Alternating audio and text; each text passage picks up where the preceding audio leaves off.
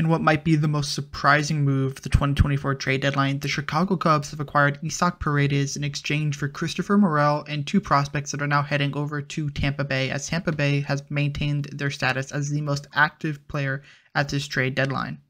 Both Paredes and Morel have 3 or more years left of service time before hitting free agency, meaning that they have a lot of club control, which is incredibly valuable and is a very interesting aspect of this deal, as two teams who might not be competing all in for 2024 are reworking exactly what they plan to do with their future and hope to compete in the later years with players who will be with the team for a long time. On top of that, the Rays make another trade that bolsters their farm system that has seen a huge glow up in the past couple days, with the likes of Dylan Lesko and countless other pieces joining their farm system that really is formidifying themselves as a top 5 system in Major League Baseball. Couple that with their development and things seem to be very bright in the future for Tampa Bay. While it's still left to be seen whether the Cubs will sell off some pieces on expiring deals in order to try and gear up for 2025, they are in a very interesting position as they do try to build for the future while also having an outside shot 6 games back of the wild card now in the National League to potentially make a push for that 3rd wild card spot if they do decide to go all in this year. They are in an incredibly interesting position, and we'll have to see what these next 48 hours will give them in terms of who they're going to acquire and what other deals they'll make that will shape the rest of the trade deadline and the rest of the 2024 season. In this video, we'll dive into the likes of Issac Paredes, Christopher Morel, and the two prospects the Rays are getting back in this deal, give you information about all of these players, as well as figuring out who actually got the best of this deal. Before we begin though, it would mean a ton if you could subscribe to the channel. It's the easiest way to help me out, and you'll get more trade breakdowns for almost every trade at the deadline and other great video essays about baseball from me and other awesome creators out there as well. Without further ado, let's dive into the Issac Paredes trade that dropped just a couple minutes ago. After the Rays offloaded reliever Jason Adam earlier today, who had 3 years of team control, it made sense that they were really going to try and completely retool this team, and with Paredes being on a breakout year so far and also having a lot of team control, they are really going and shaking things up in the Trop to get a completely new team and completely revamp their farm system and develop players, which is what their strong suit is.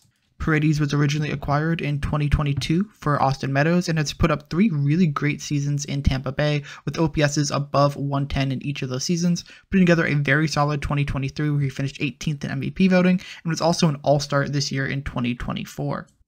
Through 100 games so far this year, he has a 247, 355, 438 slash line, leading to a 127 OPS plus, and he's also hit 16 home runs, so he's on pace to hit the 31 that he hit last year. He should be around that number.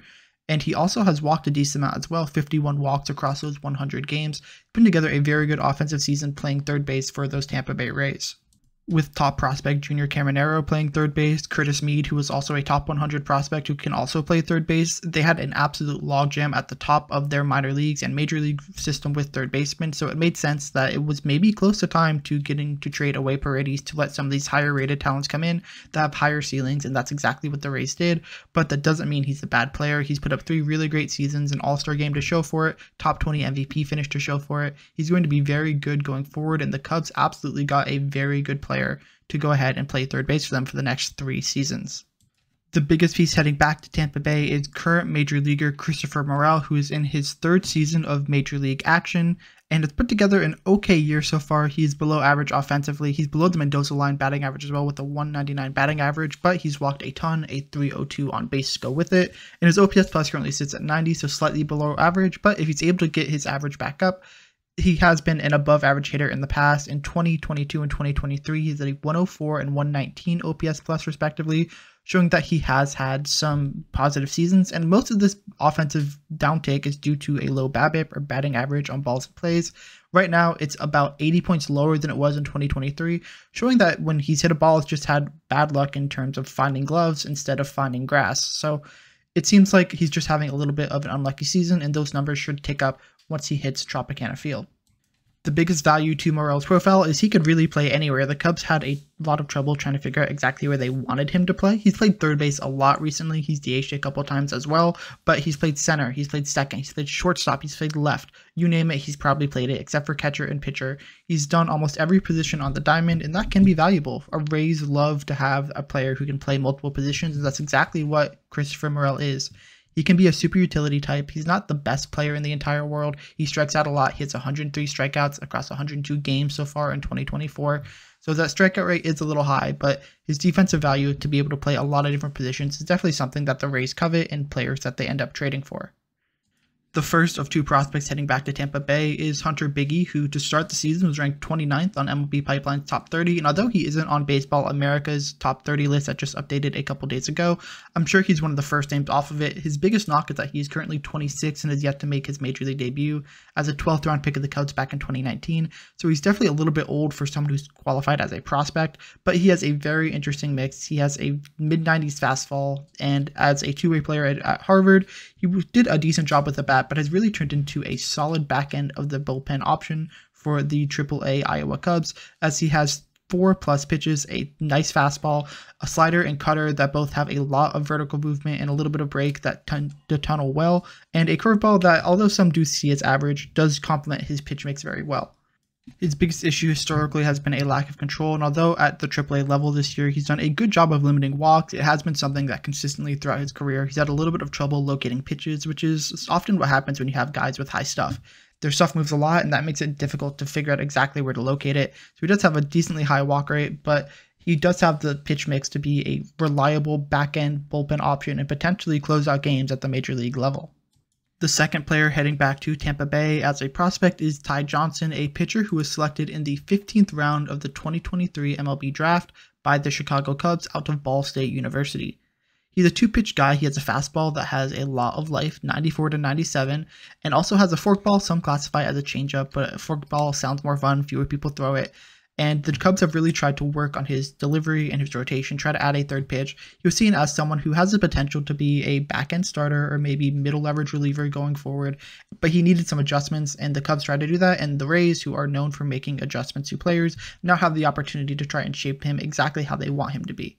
He's put up decent numbers in the minor leagues as well. So far in 2024, he's made it up to high A, and in high A across 8 games, 6 starts, he has an 0-3 record, a 6.32 ERA, and has struck out 33 across 27 1/3 innings pitched, and only walking 12 during that time frame. Now that we've had some time to go ahead and talk about the players in this deal, let's give this trade some grades. For the Rays, I'm going to give this a C-. I think this is somewhat suspect. Christopher Morel is an interesting player. I'm sure they have some adjustment they're going to go ahead and make to him. He's had some positive offensive numbers so far in 2023 and 2022. Struggled a little bit due to bad luck in 2024 on his balls in play, but he still has some value. He's someone who the Cubs very much liked, and a lot of baseball fans like. They think he has a lot of potential, and if any team can unlock it, I think the Rays are near the top of that list. In terms of their prospect haul, though, I just don't love it. Ty Johnson's interesting. He has a really interesting two-pitch mix right now, and he's also put up some good minor league numbers, but I'm sure he needs a lot of work. And frankly, I just don't think him plus Christopher Morel plus the other player they acquired in this deal, Hunter Bigge, really just give me a lot of hope. Bigge has the potential to maybe be a high leverage arm, but he also walks a ton of batters. And although he's gotten better at it in 2024, it still worries me a lot that he won't be a really reliable guy simply because he walks too many batters. And it doesn't matter how good your stuff is. If you're not able to locate it even somewhat well, that is a big draw. However, that ceiling of being a high leverage 8th, 9th inning guy is definitely there. The Rays could unlock that, but I just don't know if I love the return.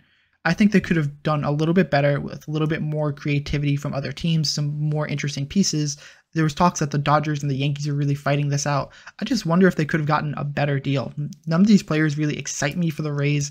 I think Morel is really going to get traded again in a couple years. I just don't see him fitting perfectly in the Rays organization. They have a ton of infield depth, and I don't see him moving to the outfield with the Rays.